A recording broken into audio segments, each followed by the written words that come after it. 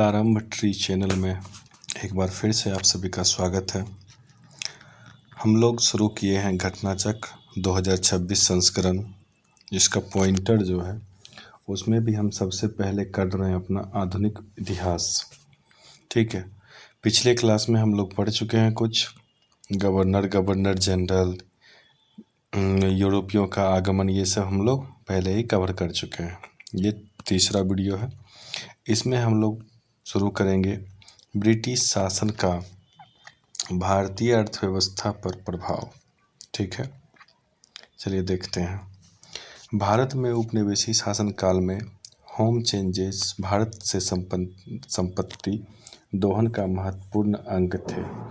वह निधियां जो होम चेंजेस चार्जेस की संगठक थी। देखिए क्या क्या हुआ था उपनिवेशिक काल में, हम लोग क्या क्या कैसे कैसे भारत के संपत्ति का दोहन हुआ यहाँ से ले जाने के लिए, वो सब बताया जा रहा है।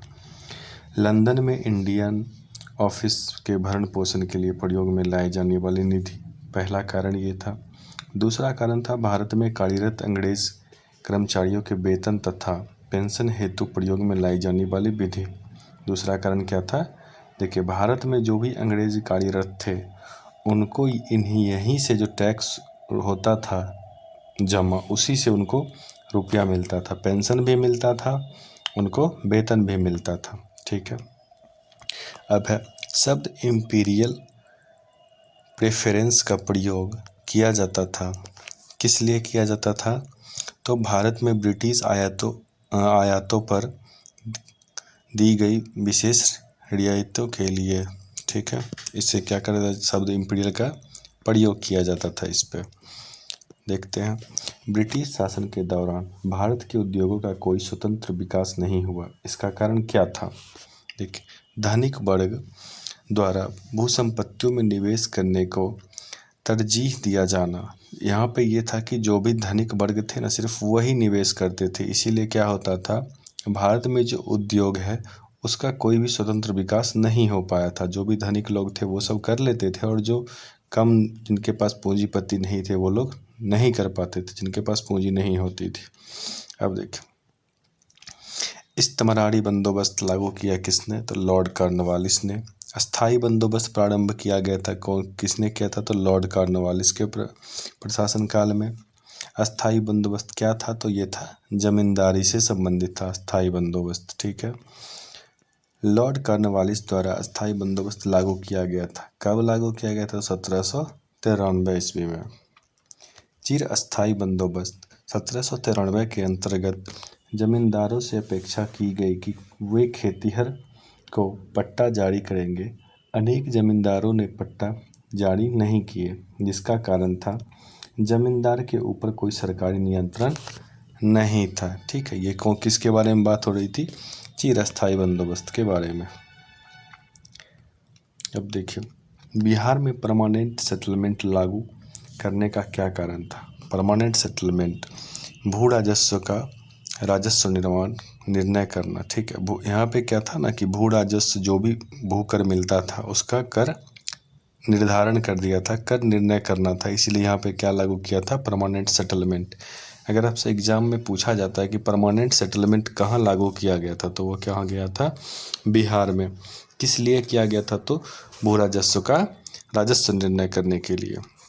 देखिए, देश में बंगाल और बिहार में भूमि के किराएदारों के अधिकारों को बंगाल किराएदारी अधिनियम द्वारा दिया गया था। तो कब दिया गया था? तो 1885 ईस्वी में। ब्रिटिश शासन के दौरान भारत में रैयतवाड़ी बंदोबस्त के प्रारंभ किए थे। देखिए, रैयतवाड़ी जब भी आएगा तो आपको उसमें क्या देना है?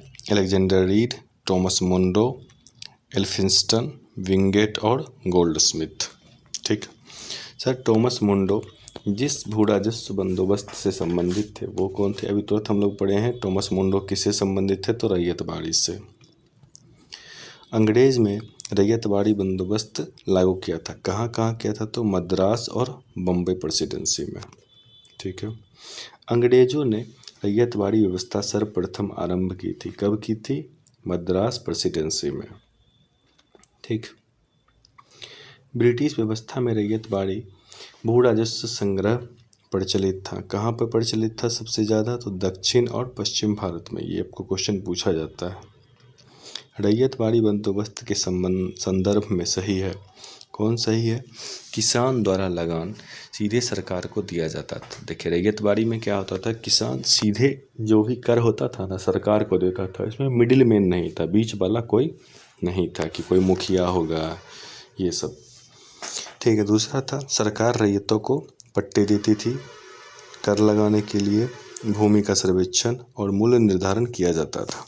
रैयतवाड़ी व्यवस्था में ये सब होता था। वह प्रथा जिसके तहत किसान स्वयं भूमि का मालिक होता है और सरकार को भू राजस्व का भुगतान के लिए जिम्मेदार माना जाता था। कौन सा व्यवस्था था?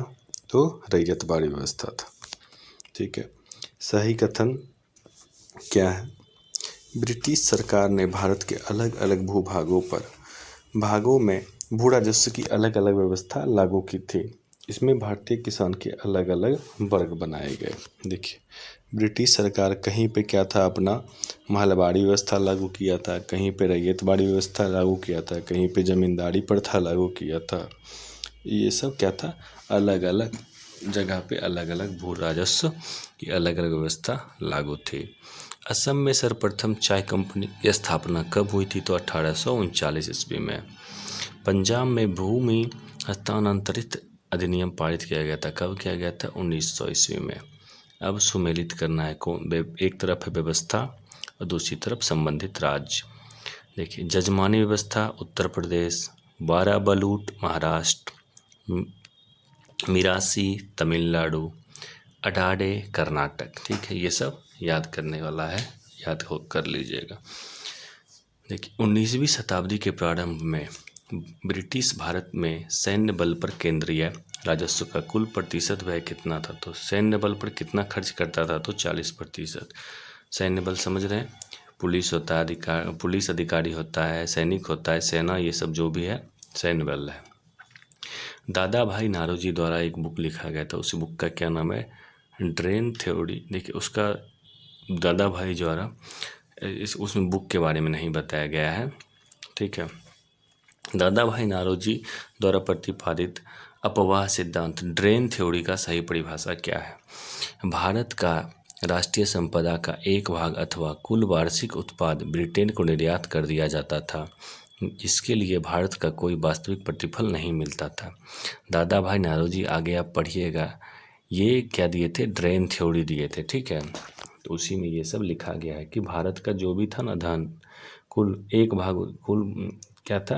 राष्ट्रीय संपदा का एक भाग अथवा कुल वार्षिक उत्पाद को क्या करता था? ब्रिटिश को निर्यात कर दिया था, जिसके बदले भारत को कुछ नहीं मिलता था।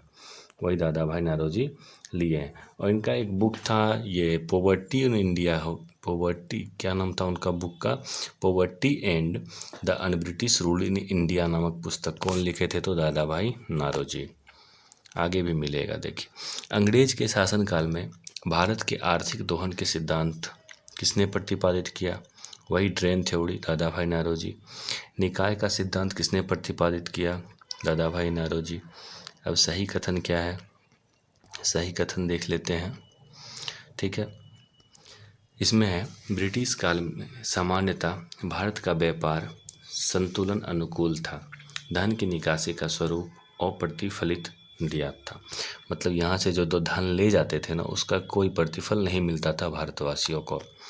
भारत में उपनिवेशवाद के आर्थिक आलोचक थे। कौन कौन थे आर्थिक आलोचक? तो दादा भाई नारोजी, जी सुब्रमण्यम अय्यर और R C. Dutt. Bal Gangadhar Tilak, R C. Dutt, M G. Ranade, Sir Syed Ahmad Khan में से दादा भाई नारोजी के उत्सारण सिद्धांत, जिसी को कहते हैं ड्रेन थ्योरी, में विश्वास नहीं करते थे। तो कौन नहीं करते थे?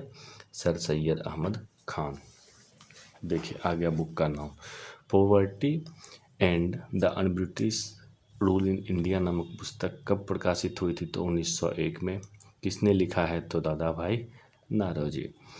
ब्रिटिश हाउस ऑफ कॉमन्स में चुने जाने वाले दादा भाई नारोजी प्रथम भारतीय थे जिन्होंने इस दल के टिकट का चुनाव लड़ा था। ये कौन दल था? तो उत्तर उदारवादी दल। ठीक है, अब देखिए दादा भाई नारोजी को भारतीय राष्ट्रीय आंदोलन भारतीय राष्ट्रीय आंदोलन का सर्वाधिक प्रभावी देन थी। ठीक, सब सॉरी देखिए, दादा भाई नारोजी को भारतीय राष्ट्रीय आंदोलन की को सर्वाधिक प्रभावी देन थी। उन्होंने इस बात को भी व्यक्त किया कि ब्रिटेन भारत का आर्थिक शोषण कर रहा है। दादा भाई नारोजी हमेशा बोलते रहते थे कि ब्रिटिश क्या कर रहा है, भारत का आर्थिक शोषण कर रहा है, यहाँ से जो भी धन है लूट के जा रहा है, लेकिन भारत को कुछ नहीं मिल रहा है। अब देखिए, भारत में ब्रिटिश आर्थिक नीति घिनौनी है। यह विचार किसका था? कार्ल मार्क्स का। ठीक है, कार्ल मार्क्स क्या कहते हैं कि भारत में जो ब्रिटिश आर्थिक नीति है वो क्या है? घिनौनी है। ठीक है, ब्रिटिश शासन के समय अर्थव्यवस्था को खोखले करने, इकोनॉमिकल ड्रेन के सिद्धांत के बारे में पुस्तक लिखे थे। कौन लिखे थे? तो दादा भाई नारोजी। अनौद्योगिकरण के संदर्भ में सत्य है। ठीक है, यह प्रक्रिया 1813 से प्रारंभ हुई। ईस्ट इंडिया कंपनी के व्यापारिक एकाधिकार को समाप्ति ने इस प्रक्रिया को तेज कर दिया। ठीक, अनौद्योगिक संदर्भ में यह बात सत्य है। अब देखिए, दक्षिण भारत में सिंचाई व्यवस्था के अग्रदूत माने जाते हैं। कौन माने जाते हैं? Sir Arthur cotton. East India company के भारतीय एजेंट थे। कौन थे? बेनिया। इसको बनिया बोला जाता है, ब्रैकेट में दिया है बनिया, इसको बोलते क्या है? बेनियान। आर्थिक तौर पर 19वीं शताब्दी में भारत पर अंग्रेजी शासन का एक परिणाम था। क्या था? भारतीय कृषि का वाणिज्यीकरण। ठीक है, वह कथन जो औद्योगिक क्रांति के द्वारा 19वीं शताब्दी के पूर्वार्ध में भारत पर बड़े प्रभाव को सही व्याख्या करता है। भारतीय दस्तकारी उद्योग नष्ट हो गए थे। ठीक, ये क्या हो गया था? दस्तकारी उद्योग नष्ट हो गए थे। उसके बाद है देखिए, पत्रिकाएं, पुस्तक और उनके लेखक। ये लेसन थोड़ा सा बड़ा है। ठीक है, इसको हम क्या करेंगे, इसके आगे लेसन पढ़ते हैं, उसके बाद इसके लिए एक सेपरेट वीडियो बना के डाल देंगे। ठीक है, ताकि इस लेसन में हमको लगता है कि कम से कम 40-45 मिनट इस अकेले लेसन में लगेगा, ताकि बहुत सारा पुस्तक है उनके बारे में दिया गया है। इसके लिए एक सेपरेट वीडियो डालते हैं। ठीक है, नहीं तो ये वीडियो बहुत ज़्यादा लंबा हो जाएगा। चलिए अभी हम लोग देखते हैं। अब देखिए, हम लोग का शुरू हो गया यहाँ से राष्ट्रीय आंदोलन। ठीक, देखिए सबसे पहला आंदोलन यहाँ पे क्या है, जो राष्ट्रीय स्तर पर आंदोलन लड़ा गया था, उस आंदोलन का नाम क्या था? 1857 की क्रांति। अब देखिए, इससे पहले भी आंदोलन हुआ है, खुर्दा का आंदोलन। आप पढ़े होंगे, 1817 में हुआ था। ठीक है, लेकिन ये वो आंदोलन सिर्फ एक छोटे से क्षेत्र में हुआ था बस। खुर्दा नामक एक जगह था, वहाँ पे पाइक लोग क्या किए थे? आंदोलन कर दिए थे। लेकिन ये जो राष्ट्रीय आंदोलन था, ये बहुत बड़े क्षेत्र पे, पूरे देश में फैला था। अब देखते हैं क्या क्या हुआ था इसमें। देखिए, भारतीय अंग्रेजी सेना ने चर्बी वाले कारतूस से चलाने वाले इनफील्ड राइफल को शामिल किया था। कब किया था? दिसंबर 1856 ईस्वी में। ठीक है, देखिए, भारत में प्रथम स्वतंत्रता संग्राम का मुख्य तत्कालिक कारण था। क्या था? अंग्रेजों का धर्म में हस्तक्षेप का संदेह। देखिए, वो जो न्यू इनफील्ड राइफल था, वो चर्बी वाला कारतूस जिसको बोला गया था, उसमें क्या किया था? गाय और सूअर की चर्बी को डाला गया था, जिसके कारण क्या हो रहा था? गाय को पवित्र मानते हैं हिंदू धर्म में, और सूअर मुंह में नहीं ले सकते। कौन? वो मुस्लिम लोग। तो इसीलिए ये क्या था? अंग्रेज का धर्म में हस्तक्षेप करने का संदेह हुआ था। किसको? सारे सैनिकों को। देखिए, मंगल पांडे की घटना कहाँ हुई थी? तो बैरकपुर छावनी से। मंगल पांडे सिपाही थे, कौन से रेजिमेंट के थे? 34वीं रेजिमेंट, बंगाल नेटिव इन्फेंट्री के। ठीक, 1857 के विद्रोह के दौरान बहादुर शाह ने शाह-ए-आलम बहादुर का खिताब दिया था। किसको दिया था? वक्त खां। देखिए, वक्त खां इनके सेनापति थे। किसके? बहादुर शाह के। तो ये खिताब दिए कौन सा? शाह-ए-आलम बहादुर का। दिल्ली से नेतृत्व किए थे वक्त खां ही। 1857 का क्रांति का प्रमुख कारण था, क्या था? ब्रिटिश साम्राज्य की नीति। 1857 की क्रांति का सर्वप्रथम प्रारंभ हुआ कहाँ से हुआ? मेरठ से हुआ। ठीक है, 1857 के स्वतंत्रता संग्राम से संबंधित पहली घटना थी। कौन थी? मेरठ के 3री कैवेलरी रेजिमेंट के सैनिकों द्वारा चर्बीयुक्त कारतूस को छूने से इनकार कर दिया था। क्या किया था? चर्बीयुक्त कारतूस को छूने से इनकार कर दिया था। 1857 को स्वतंत्रता संग्राम का प्रतीक था। क्या प्रतीक क्या था 1857 की क्रांति का? तो कमल और रोटी। ये बहुत बार पूछा जाता है। ठीक है। 1857 के संग्राम में झांसी, मेरठ, दिल्ली तथा कानपुर केंद्रों में से सबसे पहले अंग्रेजों को पुनः अधिकृत किया। किसको किया था? दिल्ली को। देखिए, दिल्ली था सेंटर, क्या है कि बहादुर शाह जफर थे दिल्ली में और उन्हीं को राष्ट्रीय नेता बना दिया था। तो सबसे पहले अंग्रेज किसको कब्जा में वापस ले लिया था? तो दिल्ली को ही ले लिया था। देखिए, 1857 के स्वतंत्रता संघर्ष में वीरांगना महारानी लक्ष्मीबाई की जन्मस्थल यह कहाँ पे है? वाराणसी। 1857 की बरेली विद्रोह का नेता कौन था? खान बहादुर। महारानी लक्ष्मी जी की समाधि स्थित कहाँ है? ग्वालियर में है। रानी लक्ष्मीबाई को अंतिम युद्ध का सामना करना पड़ा था। देखिए, ह्यूरोज जो है ना, ह्यूरोज से सामना करते हुए रानी लक्ष्मीबाई क्या हुई थी? वीरगति को प्राप्त हो गई थी।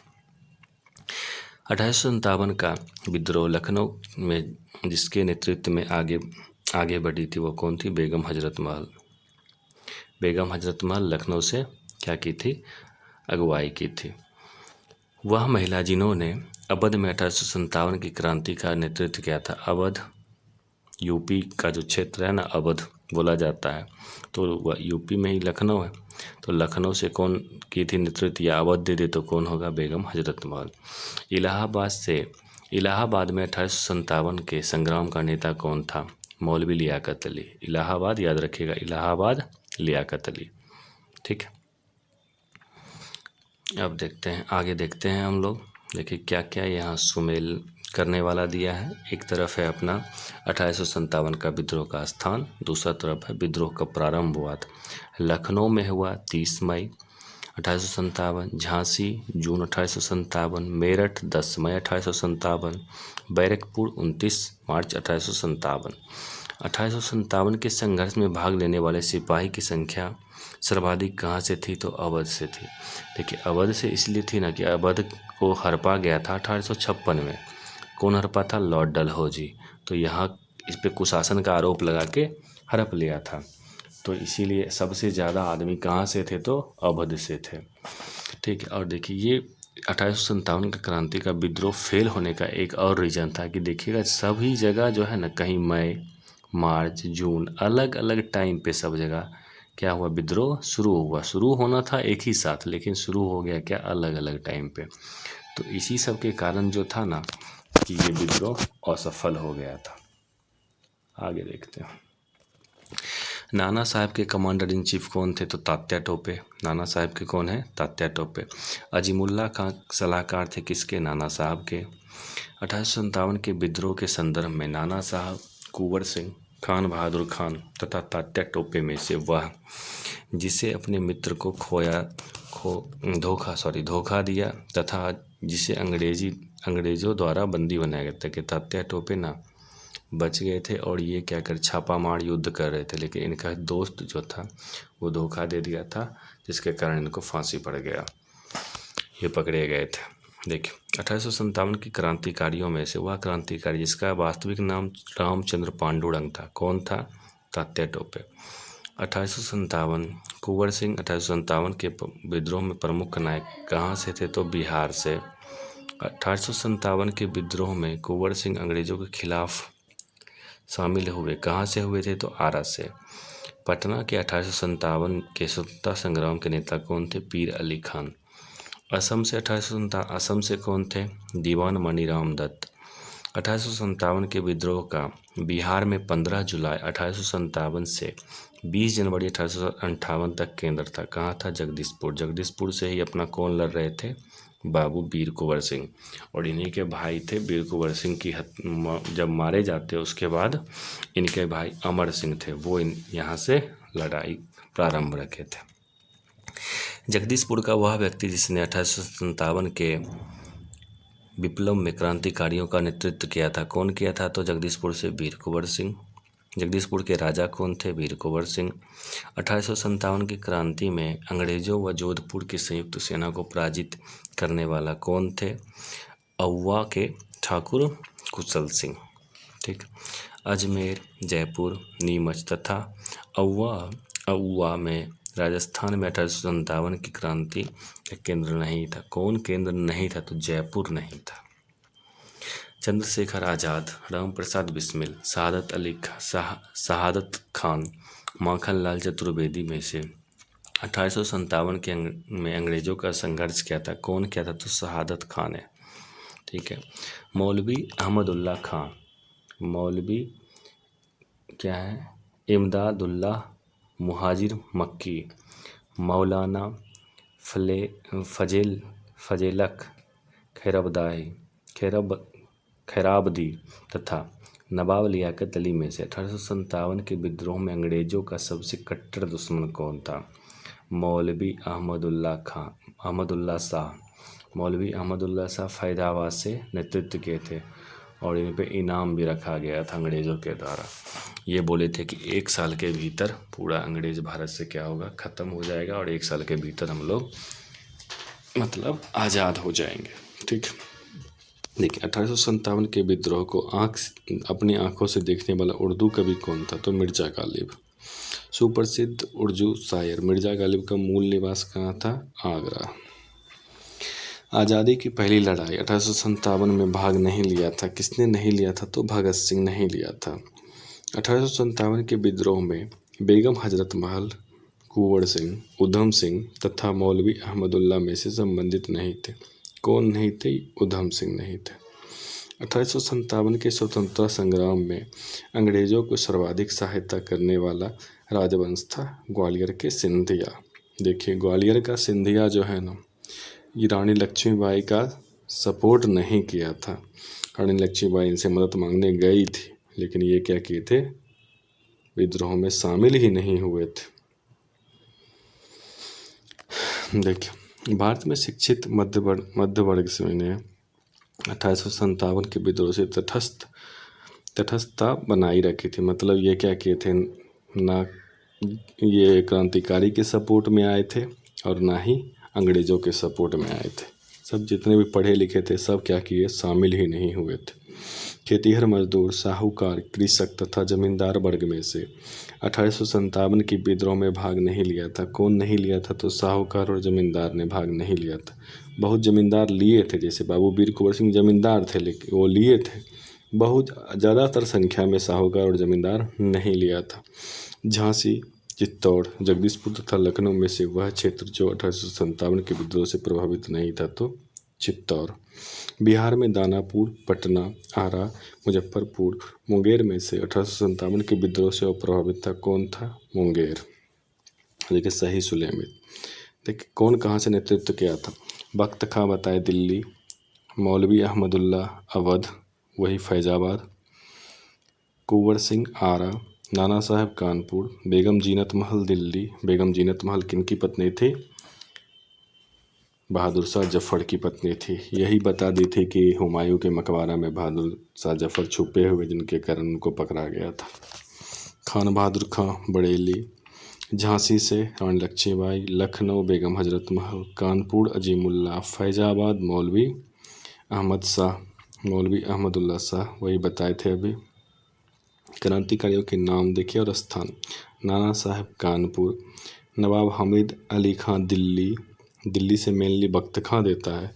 अगर कभी ये दे दिया नवाब हामिद अली खां तो दिल्ली मारना है। मौलवी अहमदुल्ला लखनऊ। ठीक है। मणिराम दीवान असम, ये कम बार पूछा जाता है लेकिन पूछ देगा कभी कभी। मणिराम दीवान कहाँ से किए थे? तो असम से किए थे। 1857 के विद्रोह के समय भारत का गवर्नर जनरल कौन था? Lord Canning. देखिए लॉर्ड डलहौजी क्या किया? जितना भी नीति था हड़प नीति अपनाया, कुशासन का आरोप लगाया। हड़प नीति में डॉक्ट्रिन ऑफ लैप्स में ये था कि जिसका अपना बेटा नहीं होगा जिस राजा का, उसका क्या होगा? हड़प लेता था उसका राज्य। ठीक है। और जिसका बेटा होता भी था, जैसे अवध का उसका था, वाजिद अली शाह का बेटा था, बेगम हजरत महल का बेटा था, उसका नाम बिरजिस कदर था, लेकिन फिर भी उस पर क्या किया? कुशासन का आरोप लगा के हड़प लिया था। तो जितना काम था लॉर्ड डलहौजी करके चला गया और फंस गया कौन? Lord Canning. 1857 के विद्रोह के समय बैरकपुर में ब्रिटिश कमांडिंग ऑफिसर था, कौन था? तो जॉन बेनेट हॉरेस। 1857 में इलाहाबाद को आपातकालीन मुख्यालय बनाया था, कौन बनाया? Lord Canning. 1857 के विद्रोह के समय ब्रिटिश प्रधानमंत्री कौन थे? तो पामस्टोन, याद रखिएगा, इनका पूरा नाम था विस्काउंट पामस्टोन। 1857 के विद्रोह मुख्यतः असफल रहा, किसके कारण रहा? तो देखिए, किसी सामान्य योजना और केंद्रीय संगठन की कमी के कारण। कोई योजना बना के नहीं लड़ रहे थे, सब अपने अपने लिए लड़ रहे थे। रानी लक्ष्मीबाई का क्या हुआ था? उनका बेटा नहीं था तो उनका राज छिन गया था, इसलिए लड़ रहे थे। और कुशासन का आरोप लगा दिया था अवध पे, इसलिए लड़ रहे थे। सब अपने अपने मतलब के लिए लड़ रहे थे, कोई एक सामान्य योजना बना के एक संगठन होके नहीं लड़ रहे थे। 1857 का प्रथम स्वतंत्रता संग्राम असफल हुआ, क्योंकि भारतीय सिपाहियों में उद्देश्य की एकता की कमी थी। उद्देश्य में एकता की कमी थी। भारतीय राजाओं ने ब्रिटिश सरकार का साथ दिया, राजा भी साथ दे दिया था, सिंधिया परिवार आपने देखा। ब्रिटिश सिपाही कहीं अच्छे सुसज्जित और संगठित थे, और ब्रिटिश क्या करते थे, एक बार में कहीं एक जगह अटैक किए और उसके बाद जाके जब वहाँ पे पूरा समाप्त कर देते थे, फिर जाके दूसरी जगह अटैक करते थे, इसीलिए वो क्या करते थे, सुसज्जित थे। 1857 के विद्रोह में विफलता के कारण थे, अंग्रेज के सैन्य श्रेष्ठ था, विद्रोहियों के पास कोई एकीकृत कार्यक्रम एवं विचारधारा नहीं थी, समाज के सभी वर्गों का समर्थन का अभाव था। सभी वर्ग समर्थन ही नहीं करते, जो पढ़े लिखे थे वो समर्थन ही नहीं कर रहे थे, साहूकार नहीं कर रहे थे, जमींदार नहीं कर रहे थे, राजा नहीं कर रहे थे, उनके पास कोई एक नेता नहीं था। अंग्रेज राजपूत राज्यों में 1857 के विद्रोह को दबाने में सफल रहे, क्योंकि स्थानीय शासकों ने क्रांतिकारियों का साथ नहीं दिया था। अगर साथ देते तो उसी समय अंग्रेज खत्म हो जाते, यहाँ से चले जाते। देखिए, जनरल जॉन निकलसन, जनरल नील, मेजर जनरल हैवलॉक तथा सर हेनरी लॉरेंस में से वह ब्रिटिश अधिकारी जिसने लखनऊ में अपना जीवन खोया, जनरल नील खोया था। मेजर जनरल हैवलॉक और सर हेनरी लॉरेंस, ये तीनों क्या किए थे, अपना जीवन लखनऊ में, इनको मतलब शहीद हो गए, मर गए थे। 1857 के प्रथम स्वतंत्रता संग्राम, ब्रिटिश सरकार ने स्वतंत्रता प्राप्त करने में असफल रहा। ठीक है, कारण पढ़ते हैं। बहादुर शाह जफर के नेतृत्व में जन सहयोग नहीं मिला था, और अधिकांश महत्वपूर्ण रियासतों के शासक उनका साथ देने से में कतरा गए थे। सही बात है, दोनों बात सही है और सही स्पष्टीकरण है। 1857 का विद्रोह को एक षड्यंत्र की संज्ञा दी थी, कौन दी थी? सर जेम्स आल्ट्रम और डब्ल्यू टेलर ने। ठीक, वह आधुनिक भारतीय इतिहासकार जिसने 1857 के विद्रोह को स्वतंत्रता की पहली लड़ाई कहा था, बी.डी. सावरकर पहली लड़ाई कहे थे। भारतीय स्वाधीनता आंदोलन का सरकारी इतिहासकार कौन थे? S.N. सेन। भारतीय भाषा में 1857 के विप्लव के कारणों पर लिखने वाला प्रथम भारतीय था, कौन था? तो सैयद अहमद खान। तथाकथित प्रथम राष्ट्रीय स्वतंत्रता संग्राम, ना प्रथम, न राष्ट्रीय और ना ही स्वतंत्रता संग्राम था, यह कौन कहे थे? तो R.C. मजूमदार।